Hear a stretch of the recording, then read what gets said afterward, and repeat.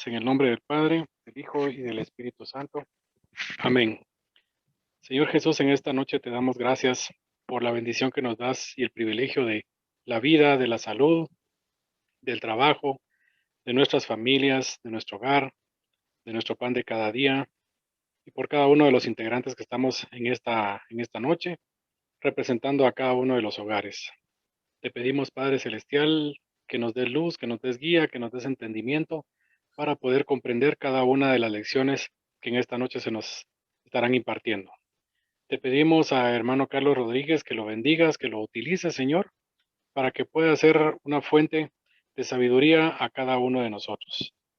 Todo esto te lo pedimos diciéndote, Padre nuestro que estás en el cielo, santificado sea tu nombre, venga a nosotros tu reino, hágase tu voluntad, así en la tierra como en el cielo. Danos hoy nuestro pan de cada día, perdona nuestras ofensas, como también nosotros perdonamos a los que no nos dejes caer en tentación y líbranos de todo mal. A ti, Madre Santa, te saludamos también esta noche pidiéndote que nos cubras con tu manto sagrado, que nos des protección, que nos des el calor de Madre que cada uno necesitamos en nuestros hogares para que todas nuestras familias sean bendecidas y protegidas. Te saludamos diciéndote, Dios te salve María, llena eres de gracia, el Señor es contigo, bendita tú eres entre todas las mujeres y bendito sea el fruto de tu vientre. Santa María, Madre de Dios, ruega, Santa Señora, María, Madre de Dios, ruega por nosotros ahora y en pecadores, la hora de ahora y en nuestra la hora de muerte. nuestra Amén. muerte. Amén. En el nombre del Padre, del Hijo y del Espíritu Santo. Amén. Amén.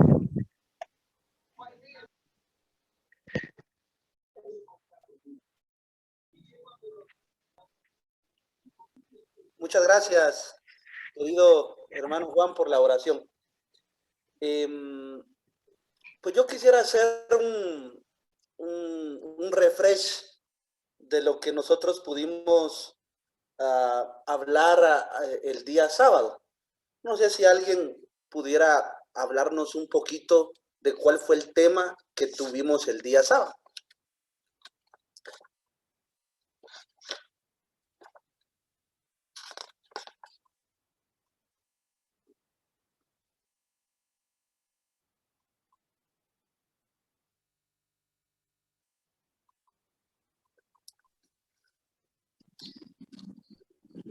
La iglesia fundada por Jesucristo. Así es, René. Pues si hablamos de la fundación por Cristo y vimos que la fundación ciertamente se da desde el costado de Cristo, pero empieza a tener su maduración plena en el momento de Pentecostés. Y hablábamos que el mismo Cristo la fue fundando en diferentes procesos de su vida. Hablábamos también de hechos concretos, ¿verdad? Hablábamos de situaciones concretas, de actos preparatorios en la fundación de la iglesia y mencionábamos varios, ¿verdad? Sobre todo el hecho de Pentecostés, que va a ser un elemento muy importante. Considero yo que el día de hoy vamos a ver algo que también es muy importante, porque entonces en este caso tendríamos que hablar sobre el tema sería la iglesia en cuanto que su origen en la Trinidad. Queremos ver cómo la Santísima Trinidad también interviene en el origen de la misma iglesia. Y fíjense que vamos a partir de un presupuesto, ¿verdad? Si hay una característica muy importante de Dios, es que Dios es amor. Y es un versículo mismo de la Sagrada Escritura, pero no solo podemos quedarnos en un versículo, sino que tenemos que ir más allá de la experiencia vivida de que Dios es amor. Yo creo que todos los que estamos conectados en esta noche hemos experimentado en realidad que Dios es amor y que ha existido entre nosotros un vínculo tan grande, y en esa experiencia fontal de amor, cuando estamos hablando del amor fontal, es de esa fuente del Padre. Y ese designio de parte de Dios se va a dar en la misión que va a tener Cristo y el Espíritu Santo. La iglesia podríamos decir que es un designio que nace en el corazón de Dios. Y cuando hablamos en este caso de designio, la palabra designio en su sentido estricto se habla de una decisión, de un plan. Es decir, en el corazón también de Dios quería en realidad que la iglesia naciera, ¿verdad? Y hay algunos elementos que son importantes. Por ejemplo, el mismo Concilio Vaticano II en la Lumen Gentium. A ver, ¿quién me dice qué significa Lumen Gentium? Eso lo dije ya hace 15 días, si no mal recuerdo, o el sábado. La luz de los pueblos. Así es. Estaríamos diciendo que es una constitución del Concilio Vaticano II. Ya les he dicho que el Concilio Vaticano II está enlazado en 4 constituciones fundamentales: Lumen Gentium, Sacrosanctum Concilium, Gaudium et Spes y la Dei Verbum, que son 4 constituciones que hay que sabérselas ustedes y hay que tenerlas en la punta de la lengua. Ya saben por qué, porque el Concilio Vaticano II ya cumplimos ya más de 50 años y al parecer todavía no se ha aplicado al 100% en nuestras comunidades parroquiales, pero creo yo que en la medida en que hagamos conciencia de la experiencia del encuentro con este documento que vino a revolucionar la vida de la iglesia, nos va a ayudar muchísimo. Y la Lumen Gentium en el numeral 2 va a decir: el Padre eterno creó el mundo por una decisión totalmente libre y misteriosa de su sabiduría y de su bondad. Y dice, decidió elevar a los hombres a la participación de la vida divina. Después vamos a entender que esta participación de la vida divina va a ser por medio del sacramento del bautismo, donde nos hacemos hijos adoptivos de Dios y hermanos en Cristo. El tema de la filiación es muy importante, porque esto nos va a poner de cara ante una relación entre Dios y nosotros como criaturas, como hijos de Él, y Él como nuestro Padre Celestial. Pero lo importante es esto: después de ese pecado original, después de la desobediencia de nuestros primeros padres, Dios empieza a convocar a toda la humanidad. Yo quisiera resaltar la palabra convoca. Dios Padre convoca. ¿Se recuerdan que en la primera sesión hablábamos de la palabra eclesía y decíamos que es una convocación, ¿verdad? La eclesía, una palabra griega en el significado de iglesia, es una convocación. Y si nosotros nos vamos en el lenguaje también del mismo Cristo, la experiencia que él tiene con la cajal, que era la congregación, la convocación de la misma comunidad. Es decir, Dios Padre convoca a toda la humanidad y lo hace en este caso para que nosotros entendamos que su Hijo Jesucristo ha venido de nuevo a todos nosotros para convocarnos por la dispersión que se había dado fruto del pecado. Y con esto estaríamos prácticamente diciendo que este designio de parte de Dios, que era su salvación para cada uno de nosotros, es ahora la misma iglesia que sigue con este mensaje, que sigue también, pues también con esta misión. No quisiera ahondar mucho en esto, pero aquí hay un texto que lo leo literalmente: la iglesia es ese lugar donde la humanidad debe volver a encontrar su unidad y su salvación. Ella es el mundo reconciliado, va a decir San Agustín. Y recordémonos que más adelante va a haber un tema para hablar de la iglesia como sacramento universal de salvación.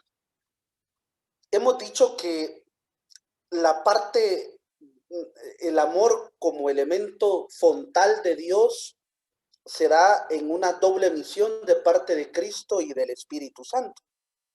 Pero fíjense que existe una revelación plena Nosotros, cuando hablamos de revelación, estamos hablando de que Dios se manifiesta por medio de su Hijo Jesucristo.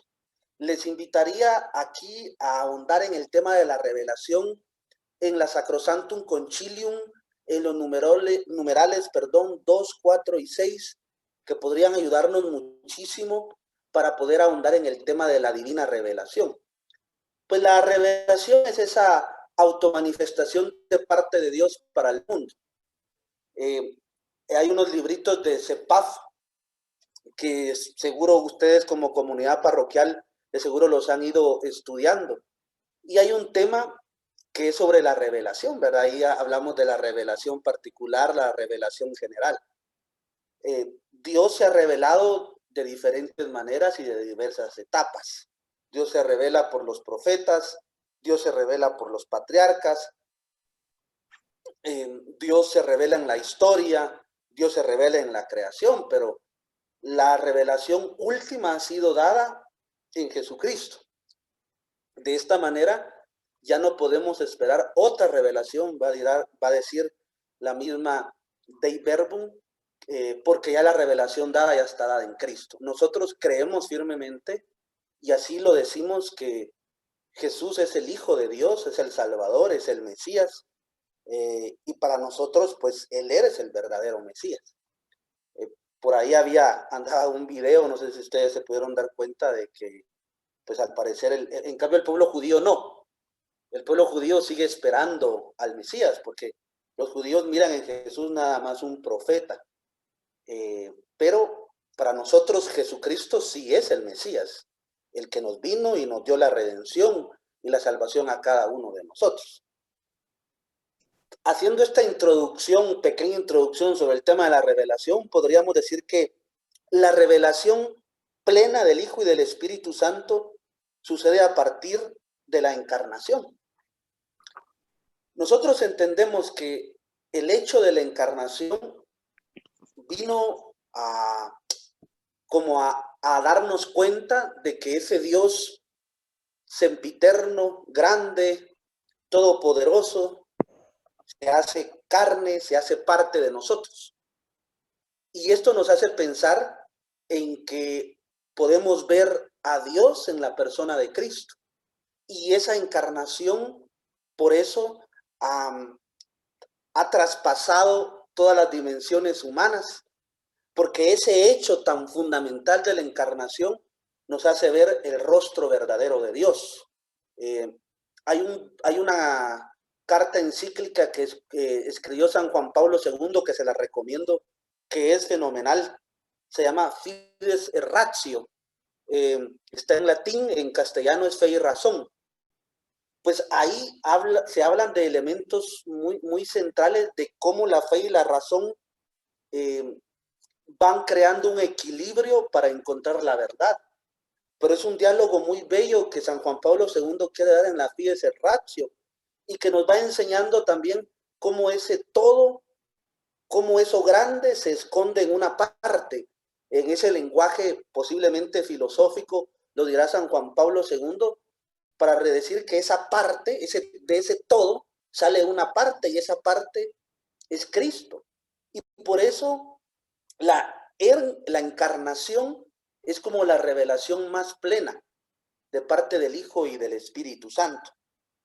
Y aquí tendríamos que como hacer un análisis de cómo el Espíritu Santo, por medio de esa revelación, va acompañando al Mesías en las diferentes etapas de su vida, desde su concepción, porque nosotros decimos en el credo, fue concebido por obra y gracia del Espíritu Santo. Y desde ese momento Cristo quedó ungido.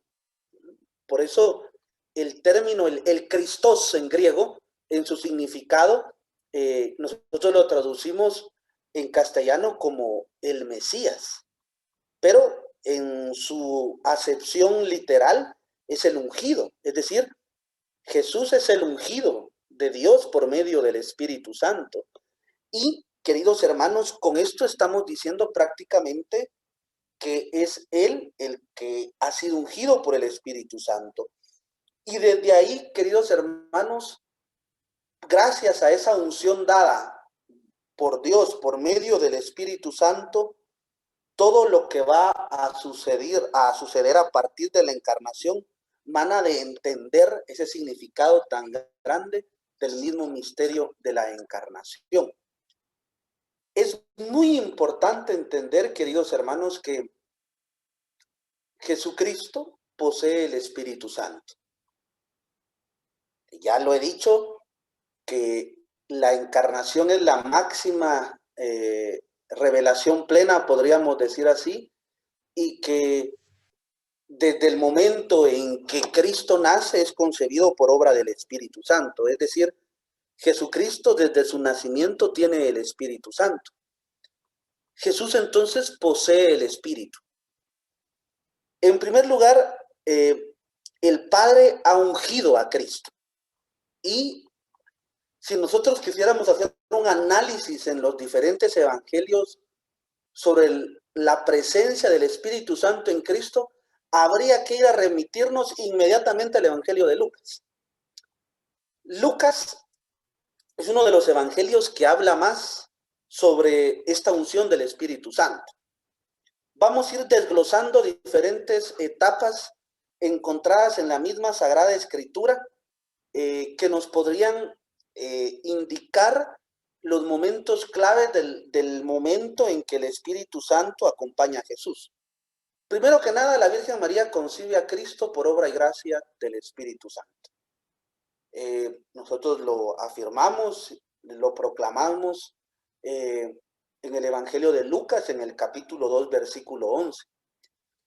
Y toda la infancia de Jesús también está llena de la presencia del Espíritu Santo, aunque tal vez en textos propios de la infancia como tales no tenemos. Pero sí, por ejemplo, está el texto donde Jesús se pierde, ¿verdad?, en el templo y está hablando con los doctores de la ley, con los maestros. No cabe duda que a su temprana edad, pues también ya el Espíritu Santo moraba en él para poder tener ese diálogo tan grande con aquellos que eran maestros y con aquellos que eran eruditos de la misma Torá o del Pentateuco. El Espíritu Santo descansa sobre Cristo.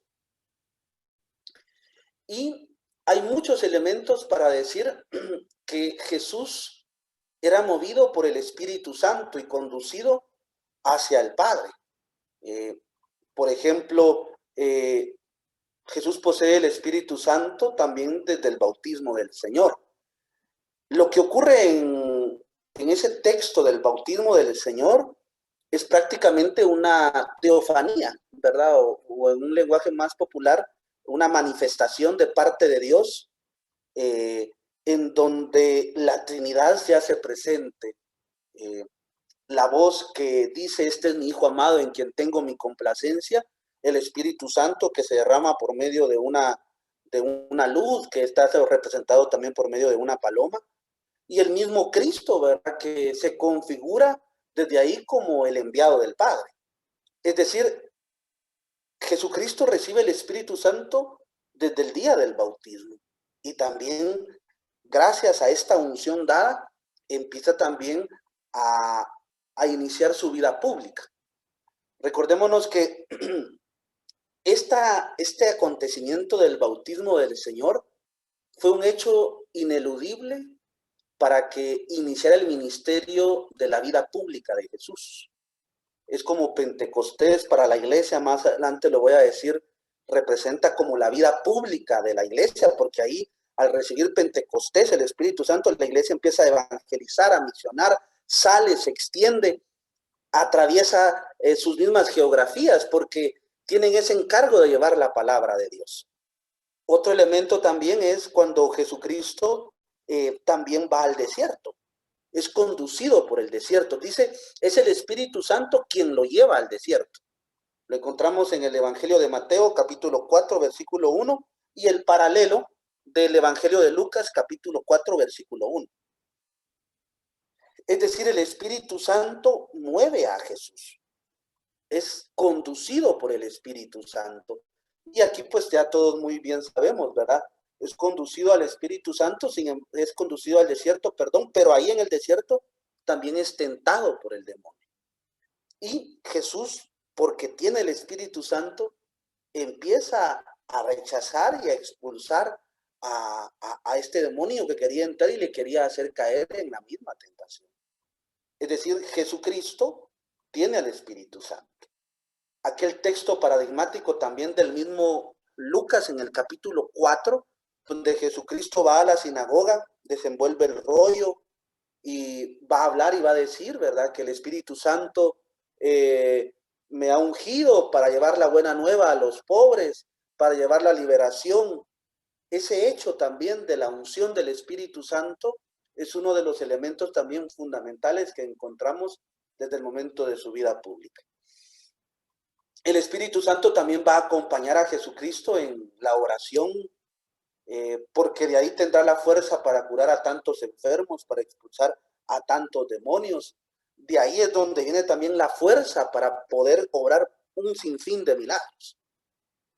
Y también, queridos hermanos, en el momento de la transfiguración, ¿verdad? El Espíritu Santo está simbolizado en esa nube luminosa que dice que cubrió esa escena a tal punto que Pedro y los demás quedaron atónitos, ¿verdad? Porque fue un hecho que para ellos era raro verlo y se sintieron bien a tal punto que Pedro dice, pues bueno, qué bien se siente estar acá. Hagamos 3 chozas, una para ti, una para Elías y otra para Moisés. Es decir, el Espíritu Santo sigue llevando a Jesús, pero también el Espíritu Santo hace que Jesús se alegre. Jesús se alegra en el Espíritu. Jesús se alegra de que los sencillos entiendan su mensaje. Basta ver el mismo, el Magnificat, ¿verdad? Que también es una parte fundamental que encontramos en el capítulo 10 del Evangelio de Lucas y que hace ver, en este caso, cómo Jesucristo se alegra en el Espíritu porque los sencillos le entienden. Por otro lado, también la blasfemia contra el Espíritu Santo, que es algo de lo cual incluso dice el magisterio de la Iglesia que es el único pecado que no puede ser perdonado, ¿verdad? Prácticamente la blasfemia contra el Espíritu Santo, en palabras asequibles, es pecar contra la gracia de Dios, es decir, no aceptar en mi vida que la gracia de Dios se derrame en ella y no poder cambiar mi vida. Eso es la blasfemia contra el Espíritu Santo. Y es algo tan grave porque estamos desechando la gracia de Dios en nuestra vida. Estamos desechando la gracia que es simbolizada en los sacramentos, en el perdón de sus pecados. Por eso es un tema, en este caso, muy delicado y que la misma Iglesia lo propone de esta manera. Pero también el Espíritu Santo va a acompañar a Jesús en el momento de la cruz y en la resurrección. La misma carta a los Hebreos dice que Jesús se entregó en la cruz como una ofrenda al Padre a través del Espíritu Santo. Por eso nosotros debemos de entender que el Espíritu Santo es el que actúa en la vida de Cristo, y el Espíritu Santo no podemos tener alguna duda que Jesucristo lo tuvo. Pero si Jesucristo poseía el Espíritu Santo, Él lo tenía que enviar a la iglesia. Jesús promete el Espíritu Santo y en este caso lo envía a la iglesia. Fíjense ustedes que yo no estoy manchando ahí la pantalla, no sé quién lo estará manchando. Por ahí decía un hombre, Carlos Santos. Yo no estoy manchando nada. Tengo mis manos libres. En segundo lugar, podríamos decir que Jesús promete el Espíritu Santo. Jesús va a prometer el Espíritu Santo y lo va a enviar a sus discípulos. En primer lugar, lo va a enviar o lo va a transmitir desde el momento en que muere en la cruz, pero también lo va a transmitir en el momento de la resurrección. Pero sobre todo lo va a transmitir de una manera más plena en Pentecostés. Por eso es que recibir el Espíritu Santo es el don más grande de la Pascua. Y si se dan cuenta, la Pascua termina con la solemnidad de Pentecostés, para dar a entender que recibir el Espíritu Santo es muy importante, porque es el don más grande que pudo dejar Jesucristo resucitado a su iglesia, el don del Espíritu Santo. Y por eso nosotros vamos a decir entonces que nosotros como esta comunidad también debemos de recibir el Espíritu Santo. El Espíritu Santo va a asistir a los discípulos en su misión. Cuando los discípulos reciben al Espíritu Santo, había en ellos miedo, había temor, había angustia, porque el maestro había muerto y porque todavía no terminaban de entender cómo iba a ser la misión que ellos de tanto les había hablado Cristo. Pero cuando reciben el Espíritu Santo, esa gente queda llena de él. Dice que empiezan a hablar en lenguas, ¿verdad? La famosa glosolalia, que es el don de hablar en lenguas, ¿verdad? Es un don, ¿verdad? Es un don, ¿verdad? Que lo da el Espíritu Santo. Pero también empieza la evangelización, empieza la misión. Ya no vemos a un Pedro temeroso, ahora vemos un Pedro intrépido que va, que evangeliza, que cura también. Ellos curan a los enfermos no por el poder de ellos, sino que curan a los enfermos por el poder dado por medio del Espíritu Santo ese día en Pentecostés. La ascensión también es un hecho ineludible. Yo les he dicho, Pascua, Ascensión y Pentecostés es un triple movimiento multiforme que lleva a entender una verdadera teofanía, es decir, una manifestación plena de parte de Dios para la iglesia. Por eso, fíjense que la ascensión del Señor puede considerarse como una verdadera epíclesis. En el momento de la misa, voy a subrayar, hoy sí voy a manchar aquí ustedes para que se den cuenta que así soy. Ahí lo puse en rojo, lo voy a poner en negría y lo voy a subrayar. Epíclesis. En el momento de la Eucaristía hay una epíclesis. No sé si alguien sabe en qué momento de la Eucaristía hay una epíclesis. Bueno, toda la Eucaristía es una epíclesis, pero hay un momento justo de la Eucaristía donde se da la epíclesis. No sé si alguien me la pudiera decir.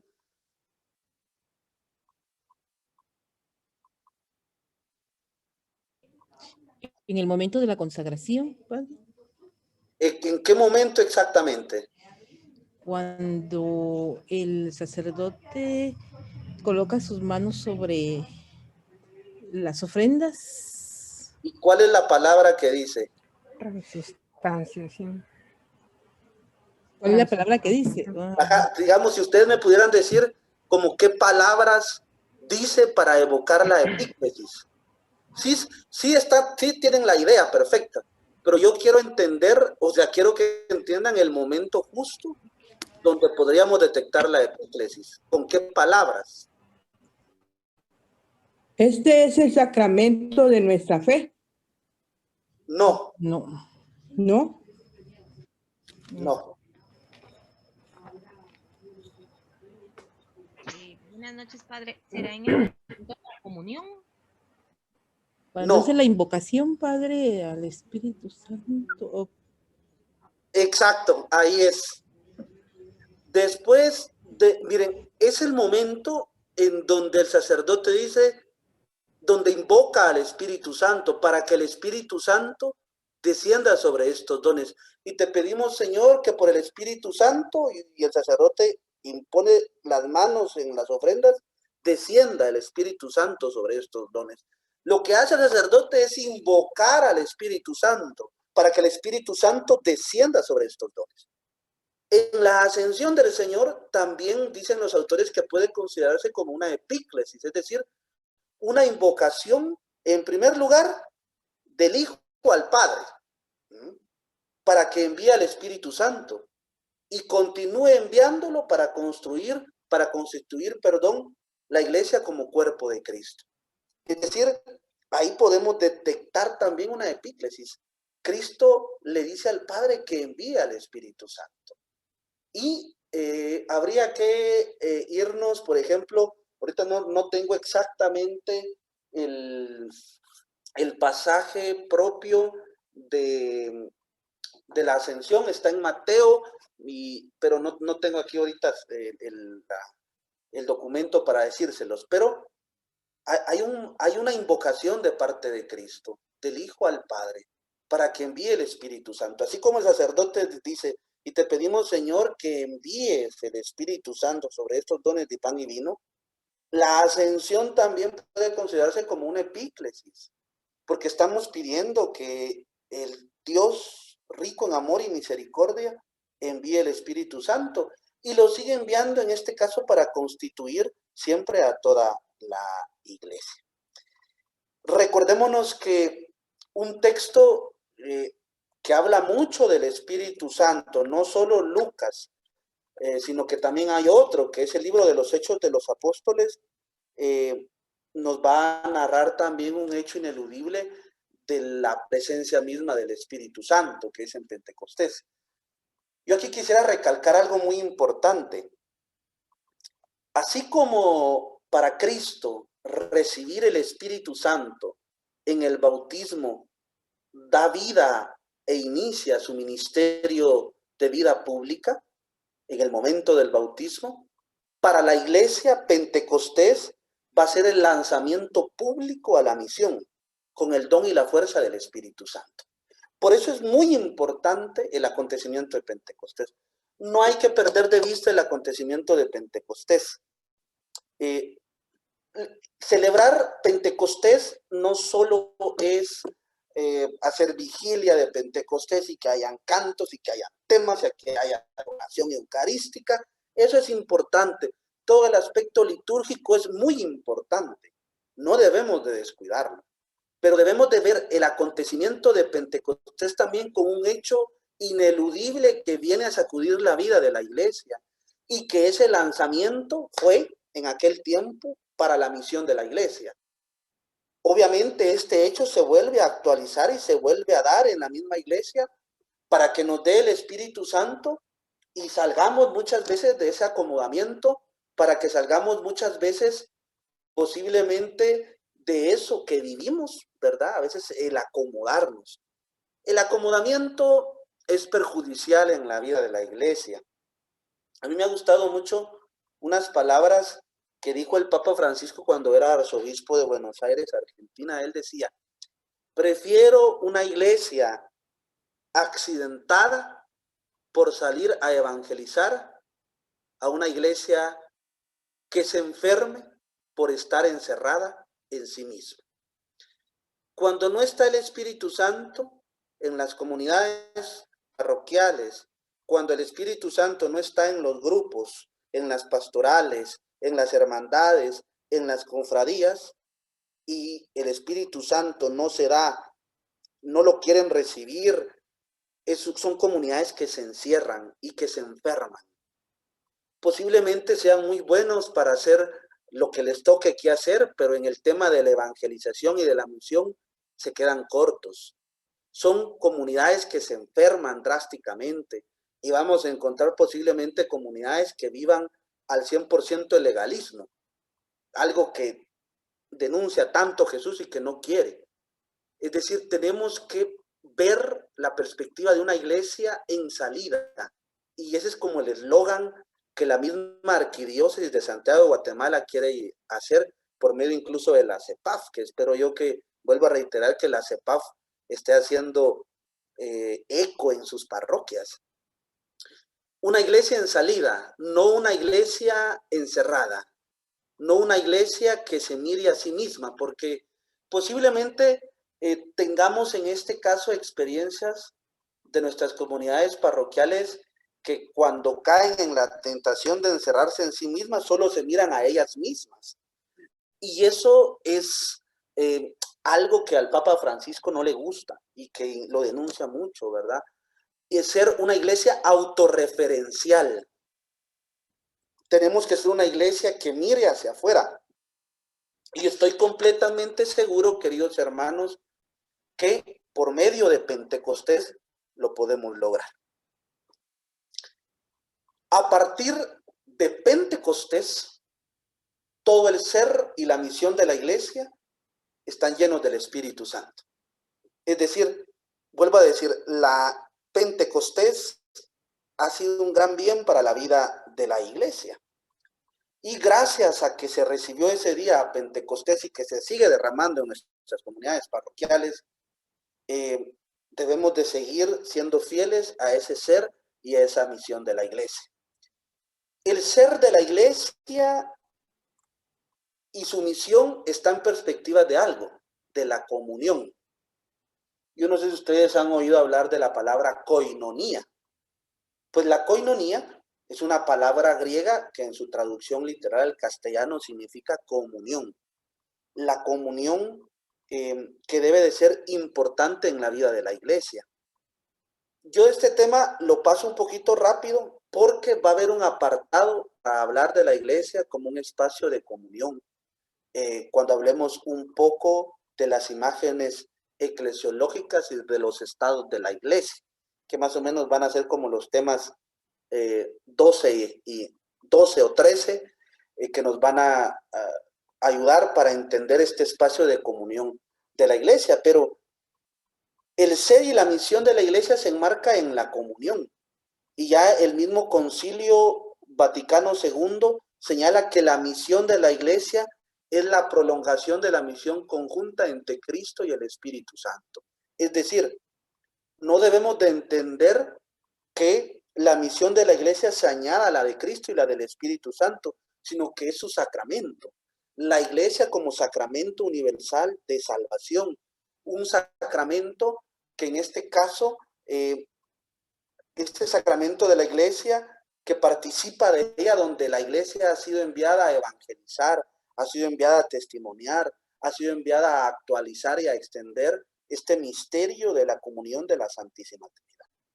Por eso podríamos decir nosotros que la iglesia en este caso se edifica por medio de la fe, por medio de los sacramentos y por medio de la caridad.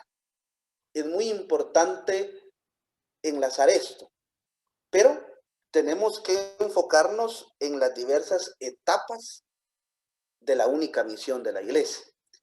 Cuando hablo de la impronta, lo subrayo, lo pongo con rojo y lo pongo con negrilla y lo subrayo. Cuando hablamos de la impronta, cuando hablo de impronta, la palabra impronta se traduce como una huella, una señal o una marca. Por eso podríamos decir la señal de la Trinidad en la misión de la iglesia puede comprenderse si se examinan de las diversas tareas de la única misión de la iglesia. Primero, la misión ad extra o ad gentes. En el Concilio Vaticano II vamos a encontrar también un documento que se llama ad gentes, que tiene su abreviatura como AG. Lo subrayo en rojo y lo pongo en negrilla.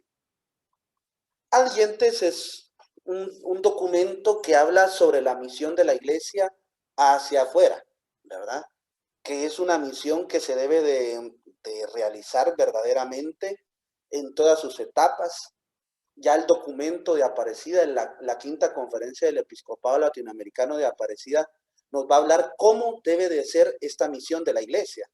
Una misión de la iglesia que se da en muchas facetas, en la economía, en la política, en la cultura, en el cine, en el arte. Es decir, la iglesia tiene que estar inmersa por medio de la evangelización en estas etapas. ¿Y cómo evangelizar estos mundos? O como va a decir también Aparecida, los nuevos areópagos. Habría que ir a leer el capítulo 17 del libro de los Hechos de los Apóstoles, del encuentro que tiene San Pablo con los griegos, ¿verdad? Cuando va a evangelizarlos, pero se encuentra en el Areópago, un centro donde rendían culto a muchas divinidades por ser politeístas. Dice que había también un lugar donde los griegos le rendían incluso culto al Dios desconocido. Y dice San Pablo, pues, de ese Dios que ustedes no conocen les vengo a hablar. Y va a empezar, queridos hermanos, ese diálogo tan bello y tan interesante con los griegos. Esas experiencias de Pablo, Aparecida la retoma y va a decir, ese nuevo areópago, ese areópago que quería evangelizar Pablo, ese mundo de la cultura, de la ciencia, de la sabiduría, de la filosofía, es lo que ahora también la iglesia debe de hacer. Y lo retoma, ¿verdad? Entonces, miren qué importante sería tener espacios de evangelización en estas áreas, en la política. Qué interesante sería tener que nuestros gobernantes, por lo menos ciertamente, tuvieran un poco de formación en cuanto que entendieran que el trabajo que hacen es en beneficio de la comunidad, que les mueve un sentido de amor, de caridad para con los hermanos. Es decir, la evangelización ad extra o adyentes es una tarea también pendiente de la iglesia, que la sigue llevando poco a poco y que aquí nosotros podemos contribuir. Pero también está la evangelización ad intra de la iglesia, es decir, adentro de la iglesia. La iglesia se tiene que seguir evangelizando a sí misma. Pregúntense ustedes en sus grupos pastorales, hermandades, cofradías, grupos parroquiales, lo que ustedes quieran. ¿Cuántos de sus hermanos han tenido una experiencia grande de encuentro con Dios? ¿No? Por ejemplo, ¿cuántos han tenido la oportunidad de encontrarse con Dios haciendo una experiencia fuerte de Él? Pregúntense también, porque a veces nos vamos a encontrar con que hay personas que están en muchos grupos, pero hay gente que no está casada por la iglesia, hay gente que no está bautizada, hay gente que no está confirmada. Yo aquí me está pasando en la parroquia, ¿verdad? Ahorita estamos haciendo un proceso para que un grupo de hermanos, en este caso que entraron, puedan hacer sus sacramentos de iniciación cristiana. Y uno dice, pues, ¿cómo es posible que esta gente esté así? Pues sí, hay que apoyarlos, hay que ver de qué manera podemos llegar hacia ellos. Pero esta evangelización ad intra se debe de dar siempre. A veces uno tiende a decir, no, pues yo eso ya lo vi, yo ya lo sé, ya me lo dijeron. Y uno puede caer como que en esa, tal vez como pecar muchas veces de no, tal vez no sentir que necesita. Nosotros, después de 8 o 9 años de formación como sacerdotes, seguimos en formación permanente. Y yo les digo, ¿verdad? A mí, yo siento que yo necesito aprender más cada día, ¿verdad? Sé que el conocimiento que tengo a veces lo siento muy limitado y necesito seguir aprendiendo. Me tengo que seguir formando. Lo necesito. Pero eso es ad intra, es una formación interna. Y yo tengo que ser consciente de esta realidad. Y después, queridos hermanos, la tarea ecuménica, ¿verdad? Que es algo también muy importante. El ecumenismo es ese diálogo que tenemos con las diferentes religiones, ¿verdad? Y que no se trata de imponer, no se trata de ponernos en una cuestión apologética, se trata de encontrar consensos, se trata de crear comunidad, se trata de crear comunicación entre nuestros mismos hermanos para poder llegar todos juntos a una nueva evangelización para todo este pueblo de Dios. Fíjense que hay tres incisos aquí en este título: Trinidad, Eucaristía e Iglesia. La iglesia es profundamente eucarística. De esto creo que no tenemos ninguna duda. Hay un ícono de la Trinidad de Rublev que sugiere que la iglesia es profundamente eucarística. Fíjense que si ustedes ponen en internet esto, lo voy a subrayar con rojo y con negrilla. Si ustedes ponen eso en internet, les va a salir en Google y ponen imágenes, le va a salir un icono o una pintura o un fresco, si ustedes le quieren llamar así, sobre la Trinidad.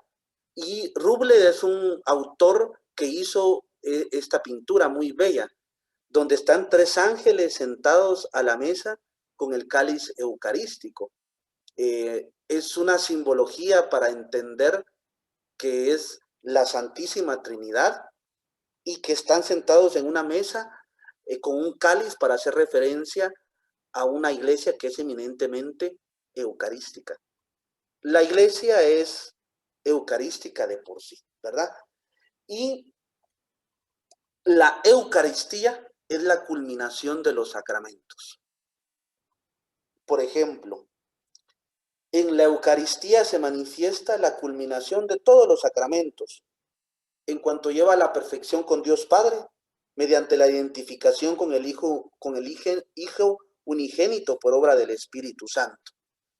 Y esto es muy importante porque todo lo que nosotros hagamos en nuestro trabajo pastoral tiene que salir de la Eucaristía y tiene que llegar hacia ella. Es decir, la Eucaristía debe de ser fuente y cumbre de la vida cristiana. Por eso es muy importante la participación en la Eucaristía. Yo como sacerdote tengo una preocupación, queridos hermanos, porque con esto de la pandemia, yo sé que todos nos tenemos que cuidar, ¿verdad? Y ahora más que nunca, porque algunos dicen que estamos llegando a la 4ª ola. Y obviamente sí, los casos de positividad han aumentado. El día viernes fueron 1,823 casos positivos. Y uno dice, en realidad esto se está poniendo más duro y más difícil. Pero nuestros templos estuvieron cerrados y tuvimos que adecuar nuestra fe de una manera digital. Obviamente, si nosotros ponemos en una balanza la fe de manera digital a la fe de manera presencial, obviamente siempre vamos a querer estar de manera presencial. Y nosotros como sacerdotes, en mi caso, todos creo yo, sufríamos al no tener al pueblo de Dios con nosotros, al no poder celebrar la Eucaristía con ustedes y al no poderlos ver presencialmente. Aquí entendemos la convocación de la comunidad, lo que es ser iglesia. Era, para mí, como testimonio de sacerdote, para mí era muy, no, yo a veces decía, yo no me hice sacerdote para estarle hablando a un celular, ¿verdad? Y era algo que le afectaba a uno, ¿verdad? Porque uno está en la misa viendo los gestos de ustedes, compartiendo, contando alguna anécdota, y es algo bello. Pero nosotros cuando empezamos a abrir los templos, creíamos, ¿verdad?, que esa sed de Dios iba a ser tan grande que se iban a empezar a abarrotar los templos. Obviamente ahora tenemos un aforo, yo se los digo, aquí tenemos misas en la Escuela de Cristo, 4 misas los domingos, pero cuando se empezó a hacer, algunas misas no se llenaban, incluso ahorita todavía la misa de las 10 casi no se llena. Por si quieren venir, vengan a la misa de 10 porque esa casi no se llena, ¿verdad? Pero fíjense que esa misa no se llena mucho, y uno dice, pero ¿y qué pasa aquí? ¿Dónde está esa sed de Dios? Alguien me decía, padre, es que nos estamos cuidando porque nos podemos contagiar. Tiene mucha razón, pero hay gente, la gente que se cuida, que no sale de su casa, que es mayor, qué bien que se cuiden, pero fíjense que hay gente que va al supermercado, obviamente tiene que salir a trabajar, que a veces va a comer a restaurantes, que a veces anda en aglomeraciones, y ahí sí no le da miedo. Pero hay gente, cuando viene a misa, ahí, no, padre, yo no voy porque me puedo contagiar. Discúlpenme ustedes, pero nosotros como párrocos estamos haciendo todo lo posible para que nuestras iglesias estén lo mejor desinfectadas. Entonces, la Eucaristía es eso, ¿verdad? Es decir, es ir a la Eucaristía con esa fe en medio de esta pandemia debería de ser algo muy importante para cada uno de nosotros. Y este tercer punto, la Eucaristía, centro de la vida y de la misión de la Iglesia. La expresión y la fuente máxima de la vida de la Iglesia debería de ser la Eucaristía. Es decir, no puede existir otro culto u otra acción litúrgica más grande que la Eucaristía. Nada se compara a la Eucaristía. Y en esta misma celebración de la Eucaristía participamos todos. Somos parte de esta vida de la Iglesia. Y en la Eucaristía podemos también detectar que la Eucaristía es el centro de la misión de la Iglesia en cuanto centro de la comunión trinitaria. Si nosotros nos ponemos a pensar en la liturgia de la Eucaristía, en cuántas partes de la misa se hace referencia a la Santísima Trinidad. Desde el momento en que iniciamos la Eucaristía, en el nombre del Padre, del Hijo, del Espíritu Santo, desde el momento también donde hacemos la invocación para pedir perdón por nuestros pecados, en el momento del Gloria, hay oraciones secretas que también hace el sacerdote en la liturgia de la misa y que ustedes tal vez no se dan cuenta, pero uno las dice en secreto, donde invoca también a la Santísima Trinidad. La Eucaristía, pues, queridos hermanos, debe de ser centro y culmen de la vida cristiana. Y voy terminando ya con el último punto. La Trinidad Santísima, modelo y fin de la Iglesia. Miren qué interesante el título. La Iglesia es la Trinidad es modelo y fin de la Iglesia. La Trinidad como fuente, modelo y meta del misterio de la Iglesia. La Trinidad se sigue manifestando, actuando y viviendo en la Iglesia y en cada cristiano. Así como las personas divinas, Dios Padre, Dios Hijo y Dios Espíritu Santo, viven en comunión y para la comunión, también las iglesias locales, es decir, las diócesis, deben de estar también en el contexto de la comunión. Y aquí es muy importante hablar de la comunión. El ejemplo sincero, por eso les digo yo, la Trinidad como modelo de la Iglesia en cuanto a comunión. Existe una tentación en esta cultura actual de ser cristianos sin iglesia. A mí esto me preocupa, porque algunos dicen Cristo sí, iglesia no. Algunos van a decir que no necesitan a la iglesia. Yo ya he escuchado comentarios de personas que dicen eso, ¿verdad?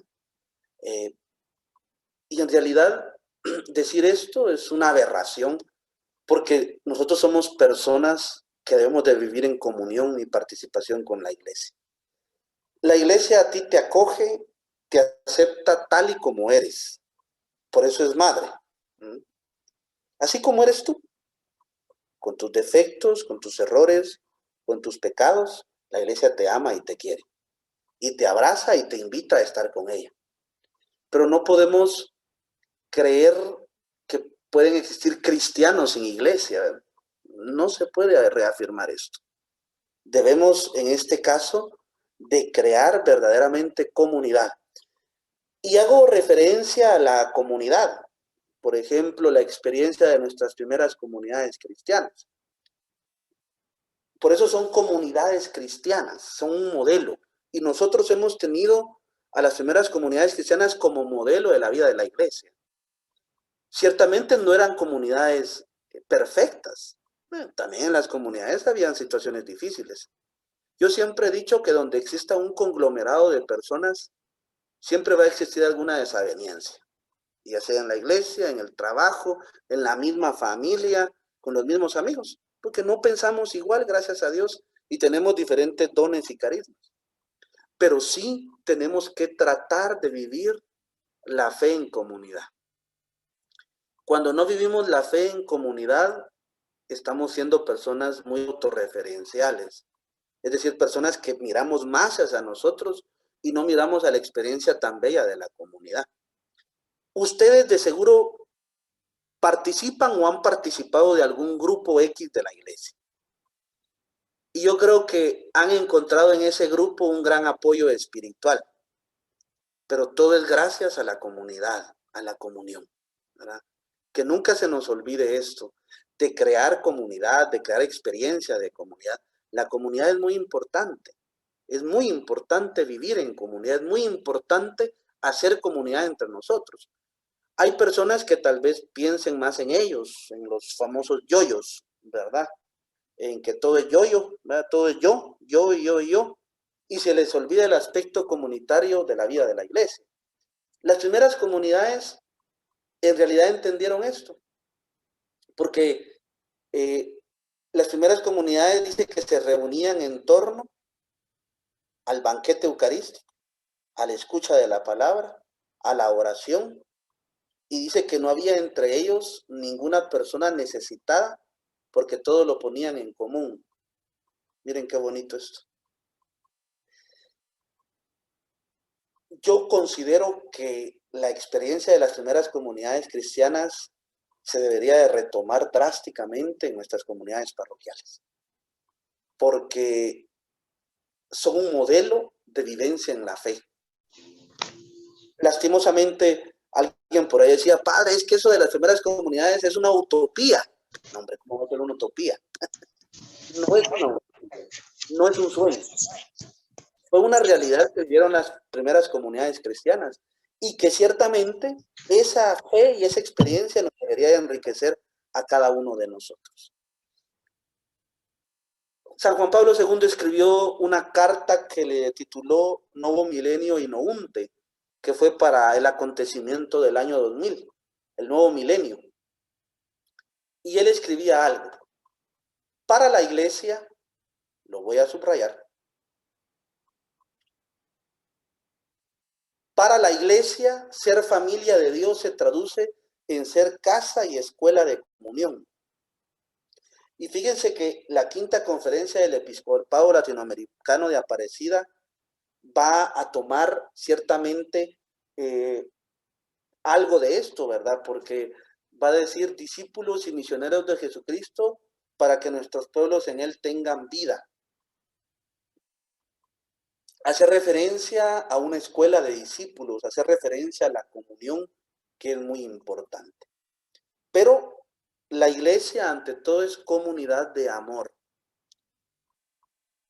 El Papa Benedicto XVI escribió una carta encíclica que le tituló Deus Caritas Est, Dios es amor. Y ahí dice, la iglesia es comunidad de amor. Dice que el amor o la caridad se ejercita por medio de la unidad.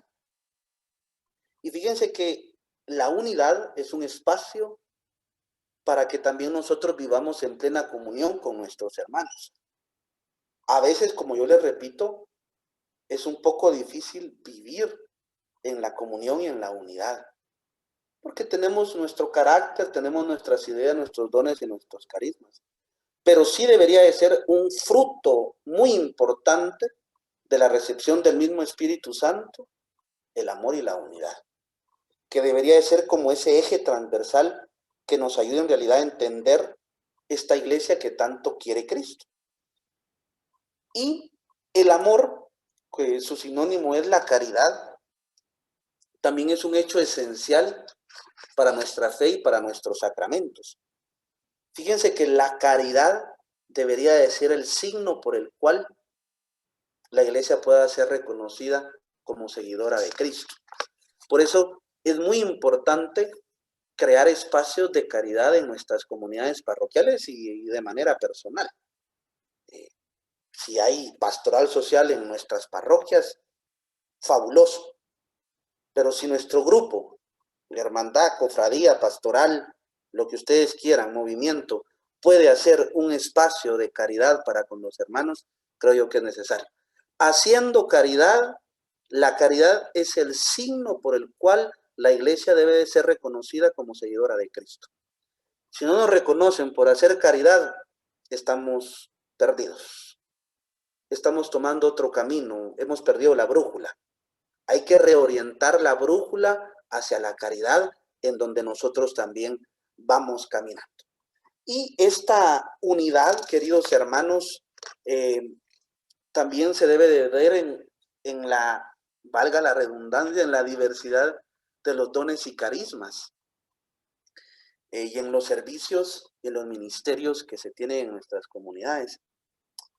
Gracias a Dios, Dios nos ha dotado de dones y carismas diferentes. Gracias a Dios no pensamos igual, no tenemos los mismos dones y carismas, sino que somos diferentes y eso es algo bello, porque esto significa, queridos hermanos, que con nuestros dones y con nuestros carismas nosotros podemos enriquecer bastante a nuestras comunidades parroquiales. Yo por acá estaría terminando. Creo que ha sido, miren, una hora ustedes, pero ha sido una hora bastante tensa, que yo espero que esta experiencia de ver a la iglesia como acción también de la Santísima Trinidad la podamos comprender y entender también en nuestra vida cristiana. No sé si alguien tiene alguna pregunta o algún comentario de lo que yo he hablado o he dicho. Puede ser alguna pregunta, algún comentario, alguna experiencia que han tenido en sus grupos, en sus comunidades, porque esto nos puede enriquecer. Buenas noches. Perdón, yo solamente tengo una consulta acerca de una palabra que se mencionó, epíclesis, algo así. Epíclesis, Estefanía, Ajá. epíclesis, he dicho que es la invocación al Espíritu Santo. Y ponía el ejemplo de la Eucaristía. Cuando el sacerdote dice, y por eso te pedimos, Señor, que envíe la efusión del Espíritu Santo sobre estos dones, el sacerdote invoca al Espíritu Santo. La palabra epíclesis significa invocación al Espíritu Santo. Ah, ya. Muy bien, esa era mi duda. Muchas gracias, Padre, muy amable.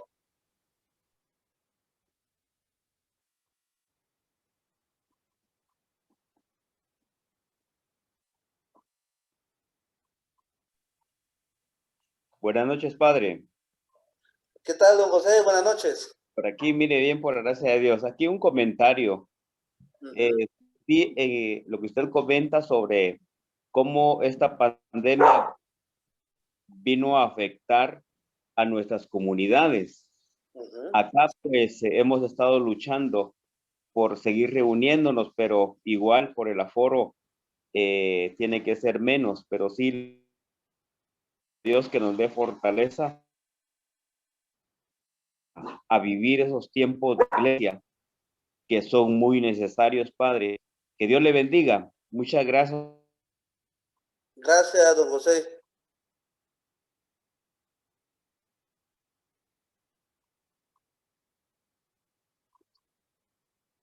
¿Alguien más, ustedes? Padre, buenas noches. Yo tenía ahí una pequeña duda. Adelante, Julio. Mire, ¿se podría considerar que el Espíritu Santo es lo mismo que la gracia de Dios en nosotros? Sí, recordate que el Espíritu Santo conduce la gracia de Dios, ¿verdad? O sea, el Espíritu Santo transmite la gracia de Dios. Y esta gracia puede ser entendida, por ejemplo, por el perdón de los pecados. La gracia puede ser entendida en el momento en que recibimos el Espíritu, en que recibimos el bautismo. Sí, estás en lo cierto, ¿verdad? Es transmisión, el Espíritu Santo como transmisión de la gracia de Dios.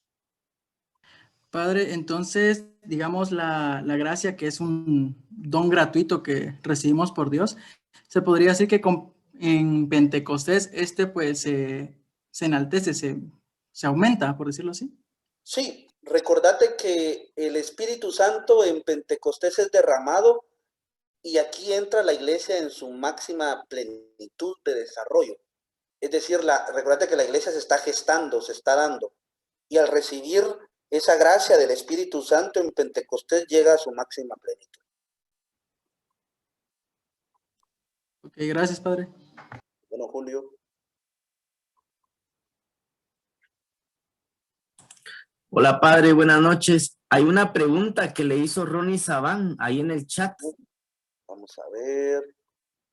Buenas noches, Padre. Una pregunta. ¿Cuál fue el papel del Espíritu Santo en el Antiguo Testamento?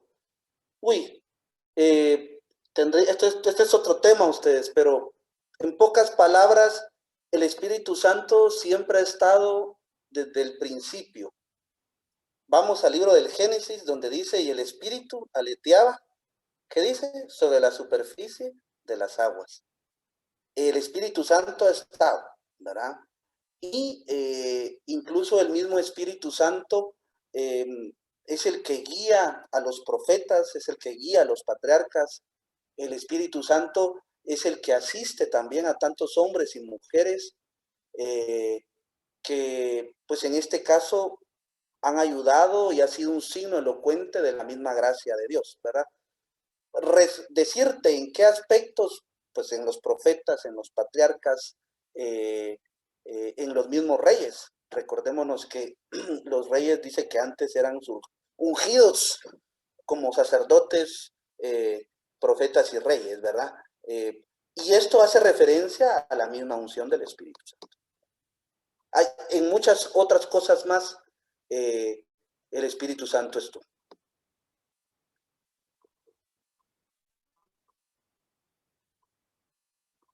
Bien. Dice, Padre, el Espíritu Santo es un gran regalo que tenemos, pero yo creo que no sabemos cómo pedirle. Yo creo que sí, tiene razón Alba de Rodríguez. Yo les soy sincero, yo no sé si a ustedes les pasa esto, pero a mí a veces entrar en comunicación con el Espíritu Santo, tal vez no es que me cueste, sino que no estamos tal vez como familiarizados para pedirle al Espíritu Santo. Le pedimos más a Dios Padre y a Dios Hijo, pero a Dios Espíritu Santo creo que no le pedimos con la misma insistencia como le pedimos a Dios Padre y a Dios Hijo. Pues aquí tendríamos que reflexionar sobre esto cada uno de nosotros y clamarle y pedirle, ¿verdad? Pedirle que se siga descendiendo sobre cada uno de nosotros. Pero eso será una tarea personal que hay que hacerla delante de Jesús sacramentado. Buenas noches, Padre, con una pregunta. ¿En qué momento nosotros llegamos a ser templo del Espíritu Santo? Desde el día del bautismo. Desde el momento que nos bautizan, desde ahí empezamos a ser templo del Espíritu Santo. Así es. Ah, ok. Gracias. Bueno. Y no solo templo del Espíritu Santo, Luis Pablo. Vamos a formar parte del cuerpo místico de la iglesia, somos hijos adoptivos de Dios. El ser bautizado ahí adquiere muchas, no sé, el ser bautizado te da a ti como que muchas propiedades, ¿sí? Espirituales, y una de ellas es esa. A nivel de derecho canónico te respondo también, jurídicamente hablando, desde el momento en que sos bautizado tenés derechos y obligaciones. El derecho canónico es otro curso, ustedes que de repente algún día lo vamos a dar porque es muy interesante. Pero sí, desde el momento en que sos bautizado, adquirís jurídicamente hablando derechos y obligaciones, ¿verdad? Entonces, por ejemplo, hay quienes me dicen, padre, pero mire, ¿y cómo? ¿Por qué exigen esto? Bueno, ¿usted está bautizada aquí o no está bautizada? Pues sí, pues entonces desde el momento en que fue bautizada, usted tiene derechos y obligaciones, ¿verdad? Y estos derechos y obligaciones hay que cumplirlos. Lo que pasa es que tal vez a nivel de derecho canónico tenemos una materia pendiente en una explicación de eso, ¿verdad? Posiblemente, tal vez, hagamos otro cursito de derecho canónico que, pues, si nos da tiempo, me apunto yo para poderlo compartir. Derecho canónico dado a ustedes, ¿verdad? Con concepciones que nos puedan ayudar a centralizarnos más en qué es el derecho, ¿verdad? Porque a veces creemos que ¿qué es eso del derecho, verdad? Miren, aquí lo tengo yo, ¿verdad? Código de Derecho Canónico, ¿verdad? Esto es como la Constitución Política de la República de Guatemala, como para lo que es Guatemala. Esto es para la vida de la iglesia. Aquí hay normas, leyes, estatutos que hay que cumplir. Nuestra iglesia es una iglesia de orden, no de desorden. Y por eso es muy importante verlo así.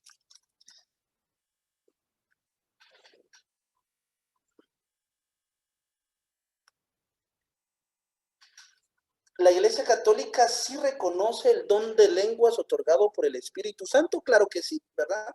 El don de la glosolalia, ¿verdad? Es un don dado por él mismo, ¿verdad? Porque es un don, no es dado a todos, ¿verdad? Es un don que él da, es como el martirio, ¿verdad? El martirio es un don también, pero no sabemos a quién se lo va a dar. Tal vez alguno de ustedes va a ser mártir, lo van a martirizar, así que prepárense, ¿verdad? Porque cuando les toque ser mártir, hay que pedirle al Señor que nos ayude. Pero sí, se reconoce y es un don.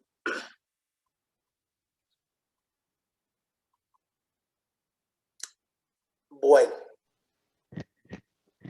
yo creo que vamos dejando por acá esto.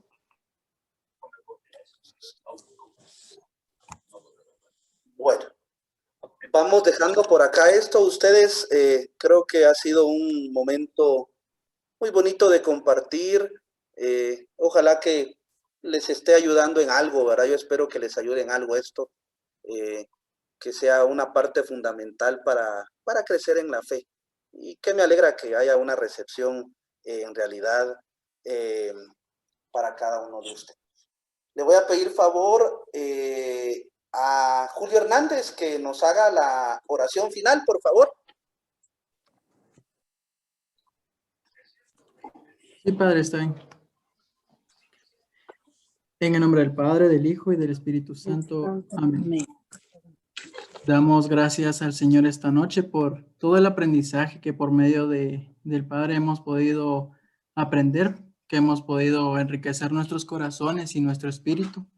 Le pedimos que todo esto que hemos aprendido podamos transmitirlo a aquellas personas que están a nuestro cargo, ya sea en una pastoral, en un grupo, o bien a aquellas personas que nos rodean a diario. También le pedimos a nuestra Madre Santísima su bendición para en todo momento estar de la mano de Dios. Y asimismo pedimos por esta noche para que podamos tener un descanso reparador y podamos terminar este día de la mejor manera. Juntos decimos gloria al Padre, al Hijo y al Espíritu Santo, como en el principio, ahora y siempre, por los siglos de los siglos. Amén. Amén. En el nombre del Padre, del Hijo y del Espíritu Santo. Padre, del Hijo y del Espíritu Santo. Amén.